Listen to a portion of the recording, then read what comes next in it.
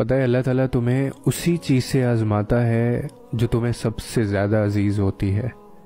وہ تمہیں تمہاری من پسند چیز کے ہاتھوں بے بس کر دیتا ہے، اور پھر وہی بے بسی تمہیں سجدہ کرواتی ہے، اور تم اپنی فریاد لے کر جب اس کے آگے خالی جھولی پھیلاتے ہو تو وہ تمہیں نوازنے کی ٹھان لیتا ہے۔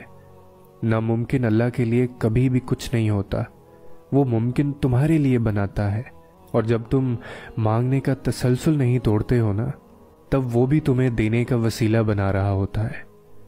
تم اپنی مرضی سے دعا نہیں کرتے ہو، بلکہ اللہ تمہارے دل میں دعا کا خیال ڈالتا ہے، کیونکہ وہ تمہاری چاہت پر بہت پہلے سے راضی ہوتا ہے۔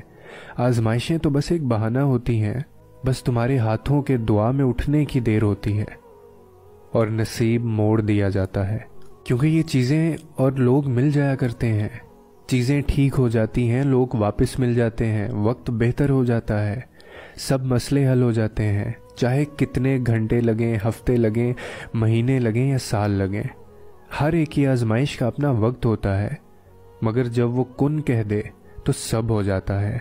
خود کو یقین دلائیں، خود کو بتائیں کہ وہ میرا رب ہے، ساری دنیا مجھے چھوڑ جائے، ساری دنیا کے لوگ مجھے غلط کہہ دیں، مگر میرا اللہ کبھی مجھے نہیں چھوڑے گا، وہ کبھی مجھے غلط نہیں کہے گا۔ وہ ہر لمحہ، ہر سانس میرے لیے موجود ہے۔ اس کی یہی صفت تو خاص ہے کہ وہ ہمیشہ محبت کرتا ہے۔